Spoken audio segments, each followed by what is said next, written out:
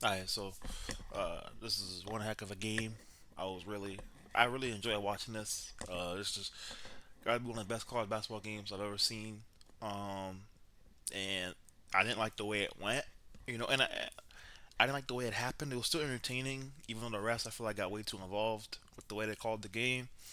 And I hope this could be like. Well, first I just want to say this. Like, I just hope this could be set a standard for the future of college basketball. That college sports, just sports in general, is that this is what I talk about when I say like we've got to get to a point where the refs will let the players play, because if you watch this game from anywhere in the end of the second half to both overtimes, it just became a free throw. Once both the teams got in the bonuses, it was like a free throw show. Like, it really wasn't like the most entertaining part was like, oh my gosh, are they gonna make the free throws? And while that is still, like I said, it was still entertaining. It was still a great game. It was still good. Like, it's so cool.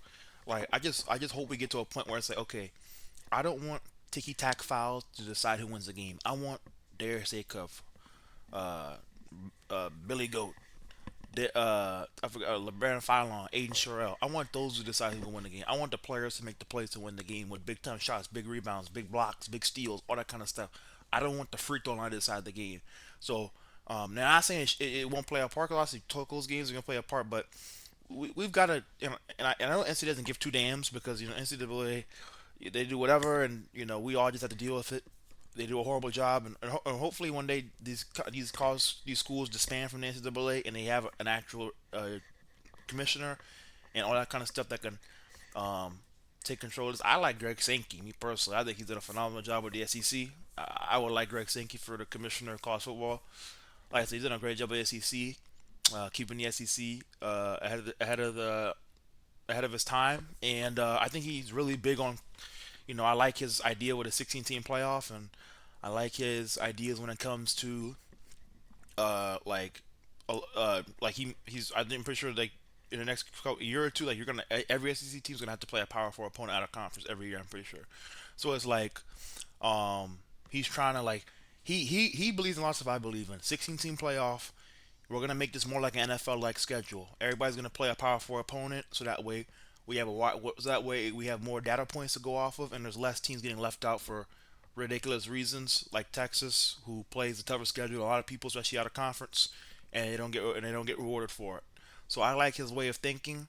But like, I just hope that I just really need to pray that one day we could have sports where like it doesn't turn into a free throw game and a free throw show, because that's what it became. And it was a lot of on both sides, and everybody's gonna complain on both sides. A lot of ticky tack fouls, stuff that just doesn't need to be called. It's basketball at the end of the day. You're gonna have to play with some kind of physicality, and so I really feel like it's just like, and especially this era, like, if we're gonna give all these, we're gonna give all these calls to offense, like, you got to give like, it's just not. They give everything to the offense. So at some point, you gotta let the defense be able to defend and like defend with physicality. So I'm not a fan of how this game's officiated at all. And I really pray that one day it could be different, and that the refs stop calling ticky tack fouls, and somebody will step in and say, "Hey, we're better than this. The officiating needs to be better than this, and not just letting things keep going under the rug." That's one of the reasons why I don't like the NCAA, because instead of improving the sport, they just keep the sport the same everywhere, and they don't improve the sport at all, or any of the collegiate sports, and it's very upsetting. Don't even get me started on college. Like, I'm not even gonna go there, but like, so that was the first part, was most frustrating for me. The second part is this: Darius Acuff is a top five pick, and for me, he may be a number one overall pick, because he to me is a lot like Cade Cunningham. I think he's a franchise. I don't think I know he's a franchise point guard. Could do it at all three levels. Could get to the rim. Uh, there's nothing in his game he can't do. He's a guy who's going to be a 25 plus per game scorer in the NBA. And he's gonna be a franchise point guard. I really know Darius Acuff's a franchise point guard, and I would have no problem taking him number one overall over Darren Peterson, because, as I continue to say, I will not draft Darren Peterson number one overall with the attitude and the work ethic, not the work ethic, but the mentality he has. Because you know what John Calipari said? So he came out today and said what? Oh yeah, Darius Acuff has been wearing a boot the last 2 days. And Calipari said, "Oh, are you gonna miss?" He pretty much he said something along the lines of, "Are you gonna miss before the game, like pregame, whatever?" He asked Darius Acuff, he's like, "Are you gonna miss the game today?" He said, "Oh, you're kidding me." He's like, "Hell no." Darius Acuff pretty much said, "Hell no, I'm not gonna miss the game today. Like, over my dead body. I'm playing today." And that's what I'm telling y'all. That's what the great players have, and Darren Peterson don't got it. Like Darius Acuff got the right mentality. I don't care if my leg hanging off. I'm playing today. It's Alabama. I'm on the road, top 25 matches. I'm fighting for ranking and all that. I'm fighting for my team. I want to come show I'm the best player on the planet. I live for this on the road, like on ESPN. Like that you live for that. So it's like I tell you, Darren Peterson don't got the right mentality. He is not the number one overall pick until he shows me differently. I will take Darius Acuff number one overall. I'm calling it now. I said I'd take him overall. He got the right mentality. He's got a killer's mentality. This kid's a franchise point guard, and I'm telling y'all that stuff really translates, bro. Because when you have the mentality and go to the league, it's gonna hurt you, bro.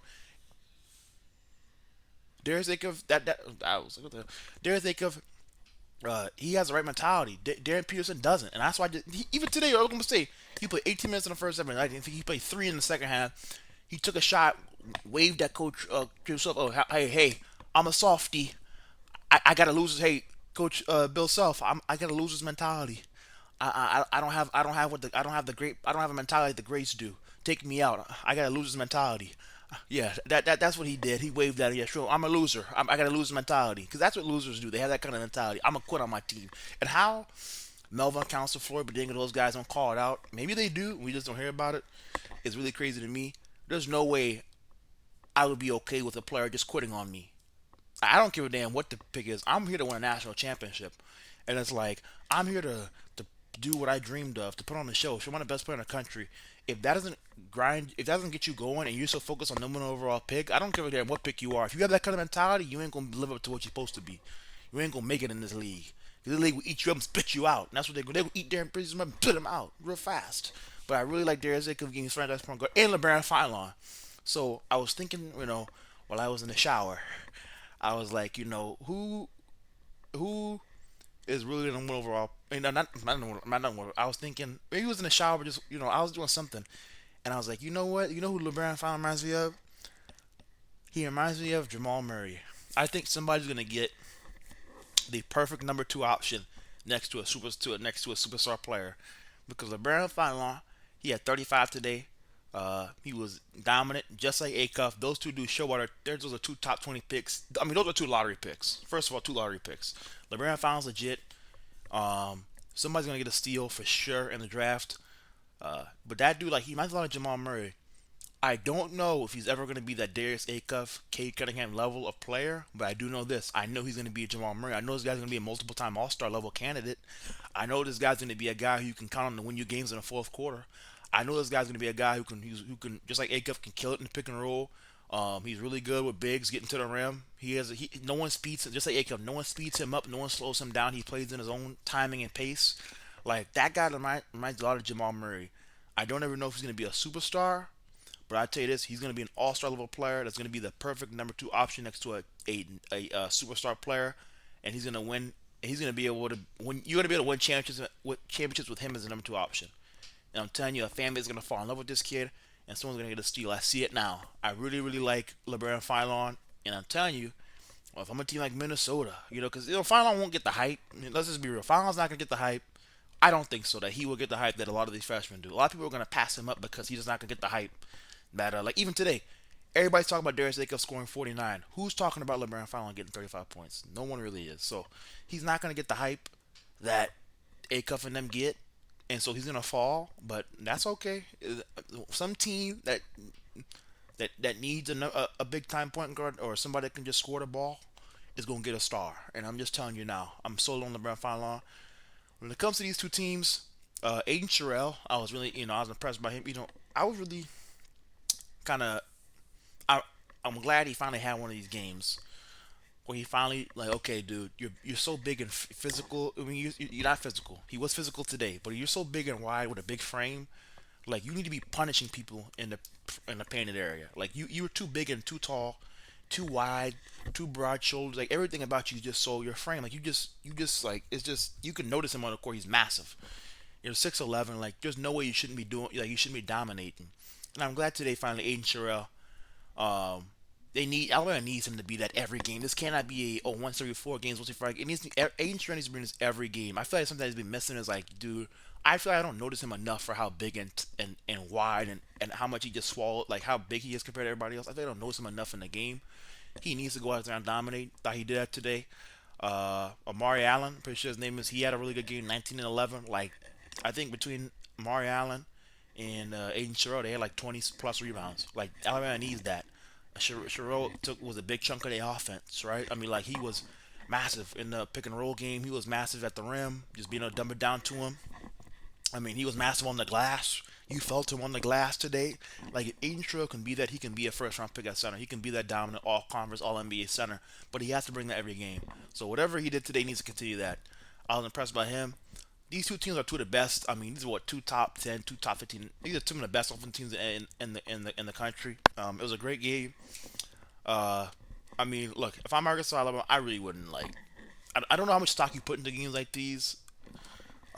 If you're either one of these teams, because I mean, you're right where you want to be this time of year. I mean, if I'm Arkansas, Alabama, you're right there on the borderline, top 25.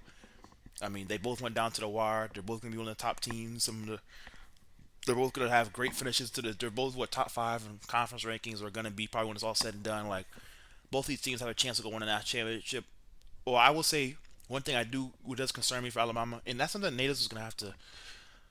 A question I definitely have for Natos is like defensively, like what's ever gonna be their plan there? Because I really feel like Natos reminds me a lot of Lincoln Riley of college basketball.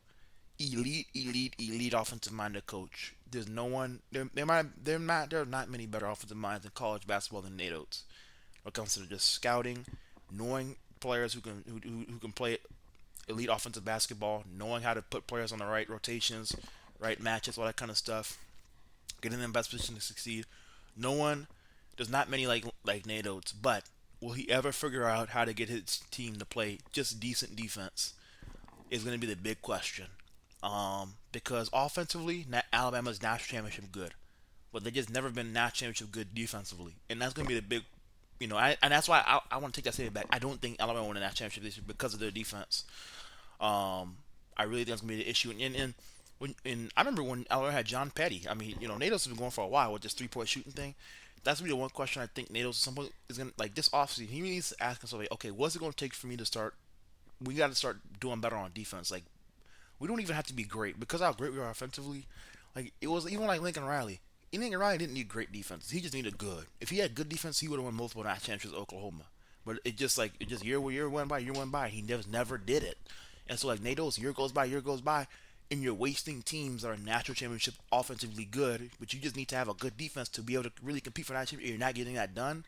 That's a question for Nails that needs to be answered at some point. I think it needs to happen soon, bro. Because you don't want to be at Lincoln Ryan look back and say, man, if only I would have really just tried to figure this defensive thing out sooner. Look, we could have went way farther than we really did. And that's my one question with Nate Oates. So that's why I say there, when it comes to Calipari, look, they have a young team. Now they are offensively talented with Acuff in them. They're gonna have a chance. They're young. Uh, I just say I really question like one I think about earlier today too was like how much is Arkansas's youth gonna kill them come tournament time. Uh, and we're gonna see about that, but I really question because Calipari is one thing he's always um, kind of been his problem is he always plays a lot of freshmen, a lot of young guys. He's never really gotten on top of the whole like, hey, I'm gonna really kill the portal or like I'm gonna have mix of freshmen and young guys. So they do play a lot of freshmen and sophomores, guys who are young, and I just that style of basketball I don't think it's gonna be hard to win like that. It's gonna be hard to win like that in this era. We'll see how far they go. I will say that they have the offensive talent to do it, but will their youth get that to them? We'll see. Um, we'll see. We're gonna see how far. This Arkansas team though, I do think it's a team that's sneaky underrated because just like the talent they have offensive, it could, and then like you saw, like I mean, what was Tic Tac foul? Everybody got foul trouble like today, like Malik Thomas fouled out, Billy Goat fouled out. Like a lot of their young guys fouled out. Where for Alabama, a lot of their key guys didn't foul out, and so it's just like that's the difference in this kind of stuff. Is like understanding those type of things. And when you okay at 4 5, I have to be careful. I gotta let this guy score 2 points because I can't come out the game. That's the huge difference in Alabama. That's the difference between winning this game and losing this game. But because you're playing freshmen and sophomore and young guys who don't understand that, you lose the game. And in the NCAA tournament, all you get is one life and you're done. And so that's probably what's gonna happen to them. So we'll see. We'll see. Maybe it doesn't, but that's you get what I'm trying to get at. Like that's what the youth can kill you. And so we'll see. But this is a great game. And we'll see. We'll see how these two. We'll see how it's gonna be very interesting to see how far these teams will go and how it plays out in this tournament.